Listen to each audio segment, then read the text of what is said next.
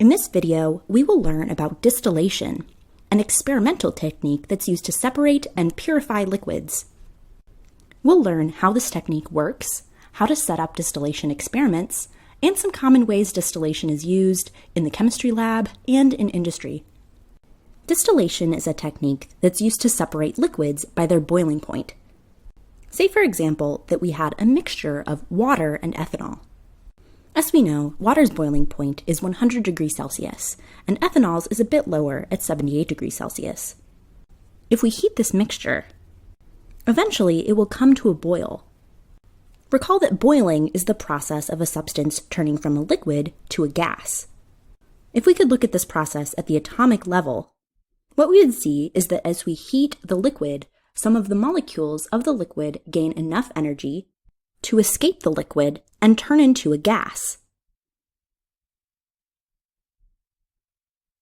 Since the boiling point of a substance is a reflection of how much energy molecules of that substance need to escape the liquid and become a gas, when we have a mixture of liquids like we do with our water and ethanol mixture, when our mixture boils, the molecules that are more likely to escape the liquid first and become a gas will be the ones with the lower boiling point, in this case, ethanol.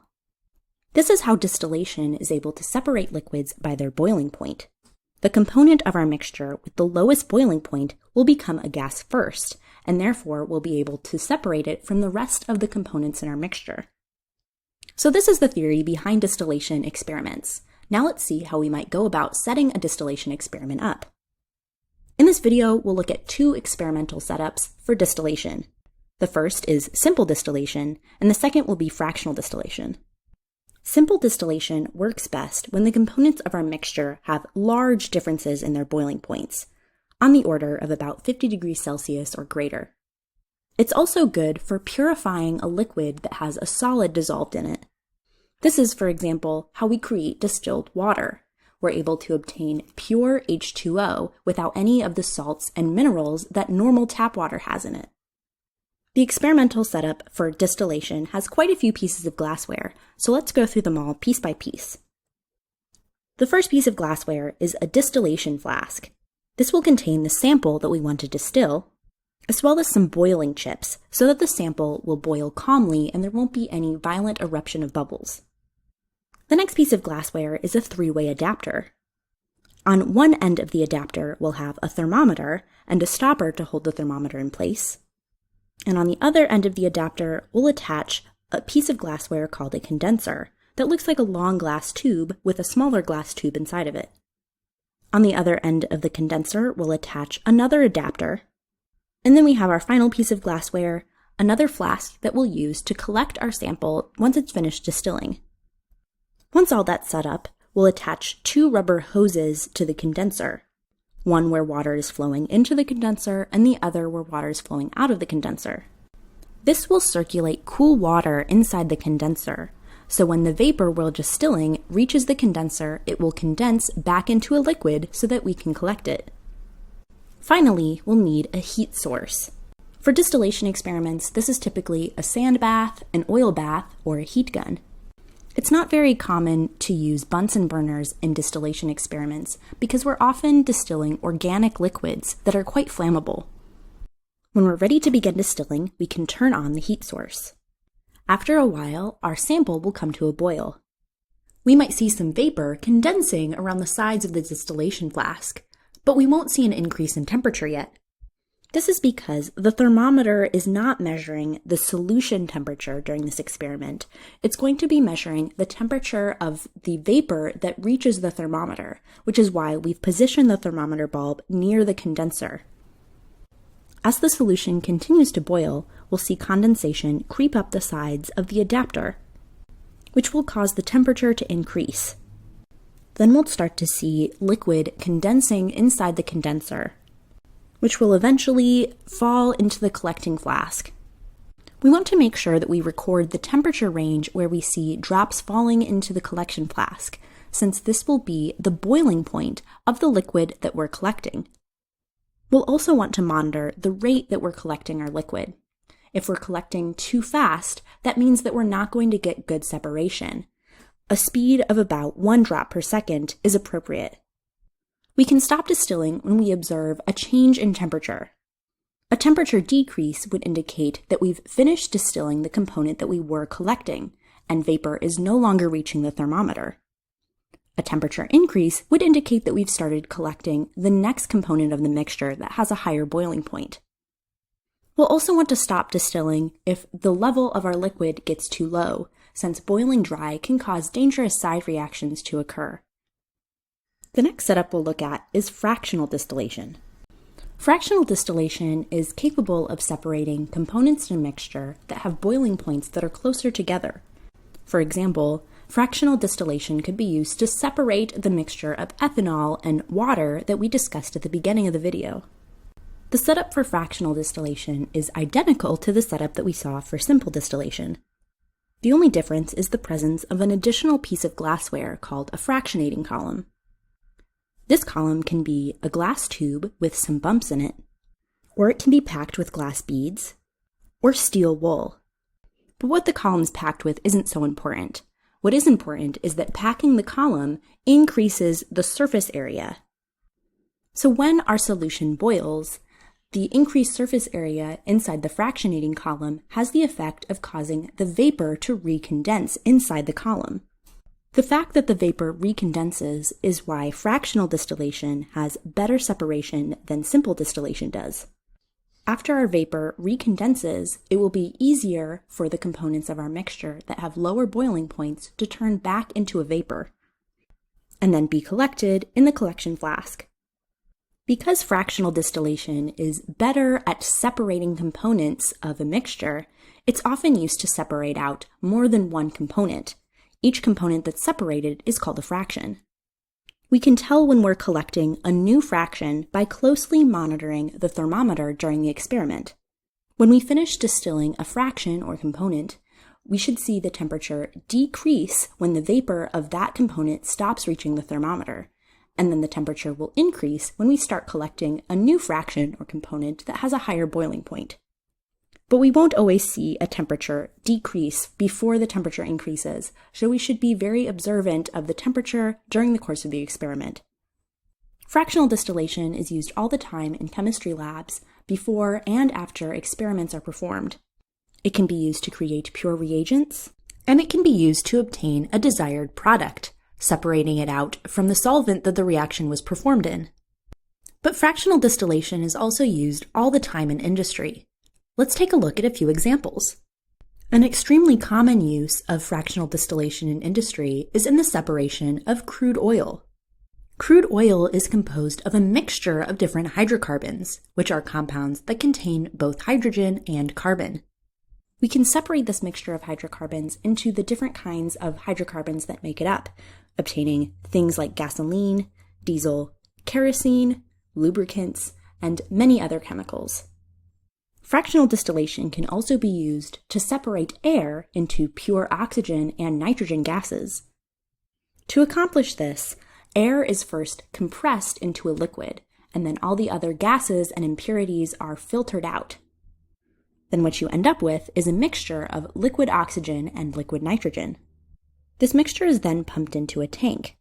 Since oxygen boils at negative 183 degrees Celsius, and nitrogen has a lower boiling point at negative 196 degrees Celsius, when the mixture of oxygen and nitrogen is pumped into the tank, nitrogen will become a gas first. The pure nitrogen gas can then be removed from the tank, and the remaining pure liquid oxygen can then be removed and heated up until it's a gas again. The final example of fractional distillation in industry that we'll look at is the production of ethanol. This process is used to create pure ethanol for use in chemistry labs. It's used to create biofuels, and it's used in the hard alcohol industry to produce alcohols like vodka and whiskey. Ethanol is produced by a single-celled organism called yeast. Yeast likes to eat sugar, and when it does, it produces carbon dioxide and ethanol. If yeast continues to eat sugar, producing carbon dioxide and ethanol, the concentration of ethanol will increase, which kills the yeast, which will leave you with a solution that's about 14 to 18% ethanol. So if we want a solution that has a higher concentration of ethanol than that, we need to perform distillation on the solution. This can be easily accomplished by fractional distillation, since we'd be separating ethanol from water, which is what the yeast and sugar would have been dissolved in. So that's all we need to know about the theory behind distillation, how to set up a distillation experiment, and the uses of fractional distillation in industry. So let's take a look at some problems before we finish this video. The given table shows the boiling points of 4 liquids that are mixed together. In what order would each liquid be collected if fractional distillation was used to separate them? Distillation is a technique that can be used to separate liquids by their boiling point.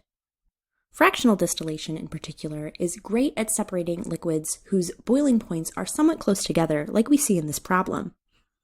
The boiling point of a substance is a reflection of how easy it is for molecules of that substance to leave the liquid and become a gas.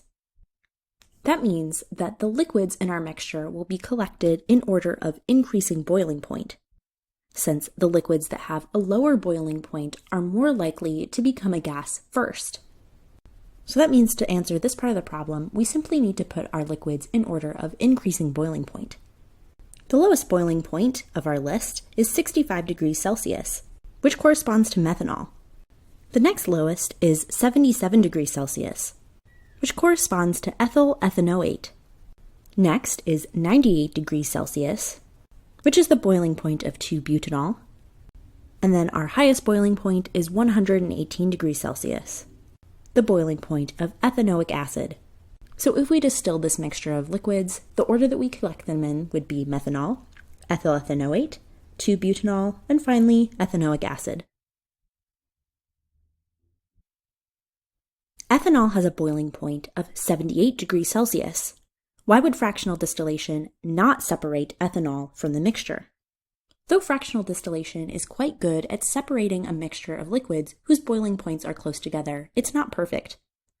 The boiling point of ethanol, 78 degrees Celsius, is quite close to the boiling point of another liquid in our mixture, ethyl ethanoate, which has a boiling point of 77 degrees Celsius. Since these two liquids have a boiling point that's so close together, they would boil at about the same time, which means that when we perform distillation with a mixture of these two liquids, we would be collecting them at about the same time as well. Fractional distillation is simply not capable of separating liquids whose boiling points are only 1 degree Celsius apart. So the reason that fractional distillation could not separate ethanol from the mixture is because ethanol has a very similar boiling point to ethyl ethanoate. When performing a distillation, why is the thermometer placed at the top of the column instead of in the solution? Here we have 2 similar distillation setups. There's a distillation flask that contains the sample, a fractionating column, an adapter, a condenser, another adapter, a second flask to collect the liquid that's been distilled, and finally a heat source. The only difference between these 2 setups is that on the one on the left, the thermometer is placed at the top of the column, and on the one on the right, the thermometer is placed in the solution. To figure out why it would be preferable to place the thermometer at the top of the column instead of in the solution, let's think about what the thermometer would be measuring for each case. If the thermometer is placed in the solution, it's going to be measuring the temperature of the solution. Since the temperature of a solution doesn't change while it's boiling, this will ultimately be constant during the experiment once the solution comes to a boil. If we have the thermometer placed at the top of the column, there's no way that it could be measuring the temperature of the solution. It's simply too far away. Instead, it will be able to measure the temperature of the vapor after the liquid begins boiling, becomes a gas, and makes its way up through the column. So what do we want to measure during a distillation experiment? The temperature of the vapor or the temperature of the solution? Well, as we've already said, the solution temperature will be constant during the experiment. But if we have the thermometer located at the top of the column, the temperature reading will change throughout the course of the experiment. The temperature will increase once vapor reaches the top of the column and we begin collecting liquid. If we then see a decrease in temperature, that means the component that we were collecting has finished distilling and its vapor is no longer reaching the thermometer. And if we see an increase in temperature, that indicates that a new component of the mixture that has a higher boiling point has started distilling. So by measuring the temperature of the vapor instead of the solution, we're able to get much more information throughout the course of the experiment. So we place the thermometer at the top of the column instead of in the solution when we're performing a distillation experiment so that the temperature of the vapor is measured. Now let's conclude this video with the key points for this topic. Distillation is a technique that separates liquids by their boiling point. When we perform a distillation experiment to separate liquids, the components of the mixture are collected in order of increasing boiling point, so the liquids in our mixture that have the lowest boiling point will come out first. Simple distillation can be used to separate liquids that have large differences in their boiling points. It can also be used to purify a liquid that has a solid dissolved in it. Fractional distillation can be used to separate liquids that have smaller differences in their boiling points. Fractional distillation is also used in industry to separate crude oil, to separate gases such as separating air into pure oxygen and pure nitrogen gas, and to produce ethanol.